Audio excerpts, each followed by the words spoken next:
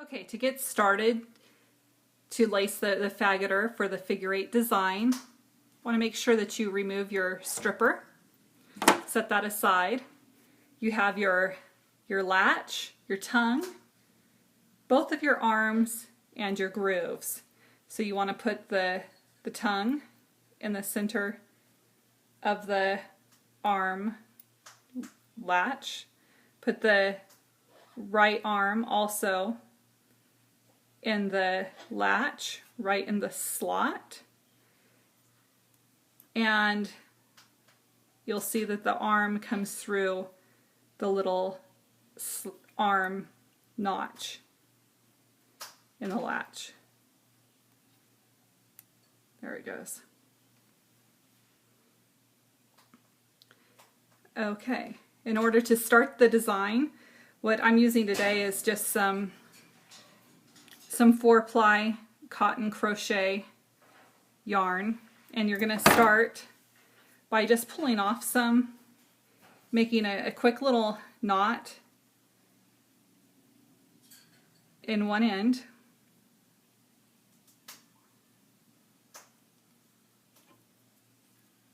So you have one little knot, and you want to put the knot on the other side of this notch, the center knot. Okay, the first thing that I do is I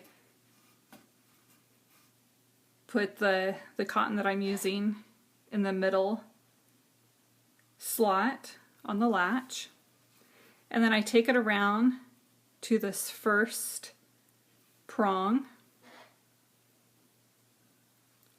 and getting started is always a little more difficult, but I hold it in place while I go up, wrapping around and down on the left notch, and then to complete my figure 8, it's up and around the first notch, the bottom of the second notch, up to start that crisscross, down and around the first latch, up again, making the X,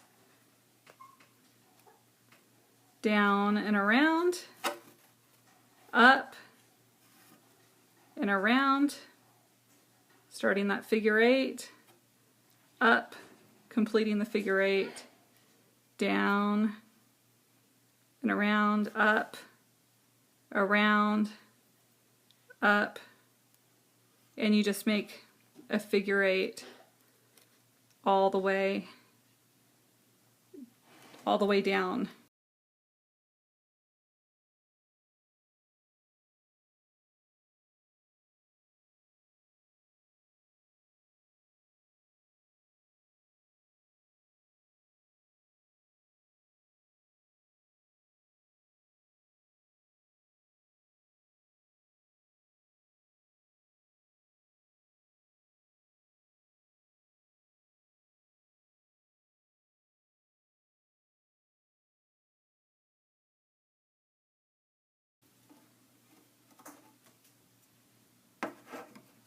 Okay, and now we're towards the bottom.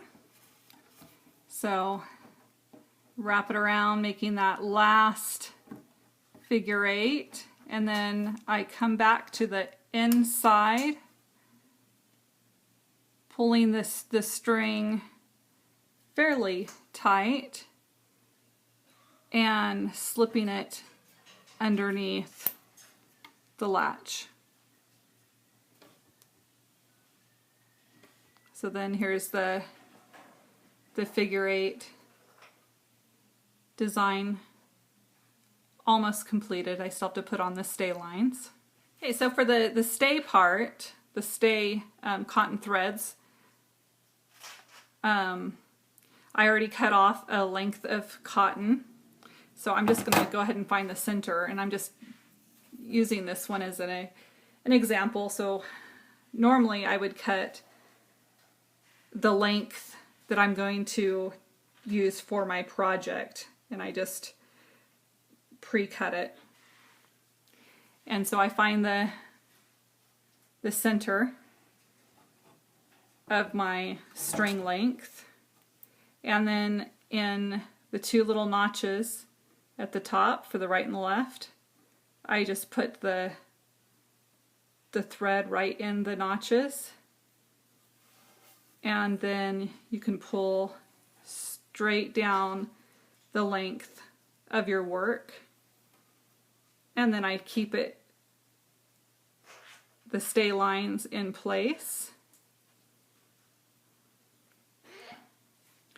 And then for the left stay line, you can see how it's taut. I put it underneath the latch, and then I do the same thing for the right stay thread. So, okay, I have my pressure foot on already. You can see the open cutouts on the right and the left side of the presser foot. And then there's a groove on the underside of the presser foot where it keeps the stay thread in place so it can be stitched. So the first thing you want to do is put on the Fagoter, and you want to line up and do the right side first. You want to line up the Fagoter, putting the teeth, the notches, on the right side of the groove of the presser foot. So you have the grooves, the presser foot, this stay thread should be in the center bar in the notch, and then the needle will go down and sew the stay thread in place. So after I have it lined up, I put my presser foot down, making sure that everything's clamped in place, and then I take my needle and put it down just to make sure that the stay thread is getting caught. And then I just start to sew it. I like to do a nice, slow, even stitch to start.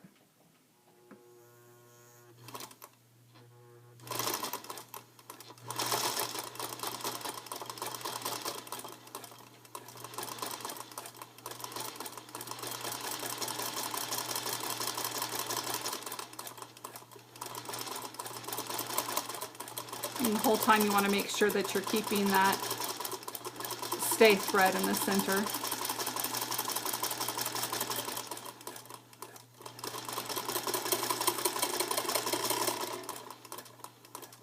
Okay, and when you're at the end, raise up your needle as far as it will go. Release the presser foot and remove the Fagoter, clipping the strings. Okay, now we're ready to do the left side.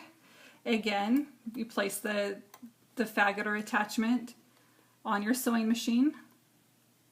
Lower your presser foot after you have it lined up and making sure that the stay thread is in the center of the foot. And I lower my needle down manually to make sure that it's catching that thread before sewing further. And then I just sew the other side.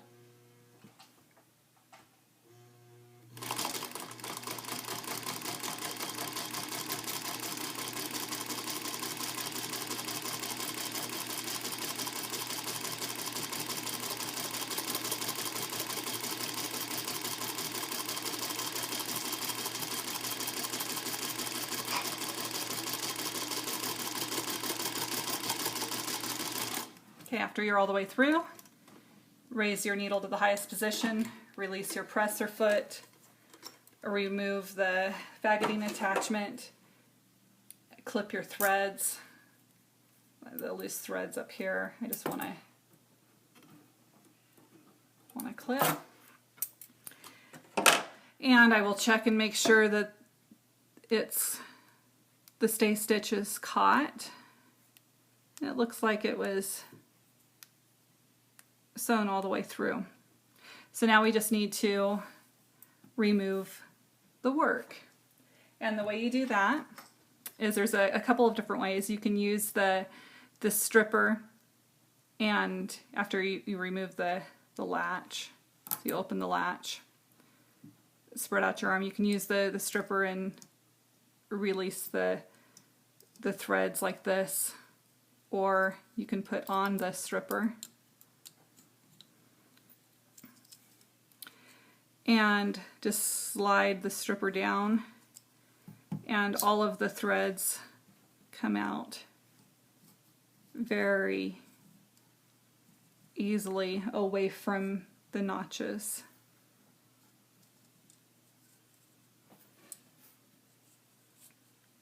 So, and then after the right side is released, it makes taking off the left side super easy. So you just carefully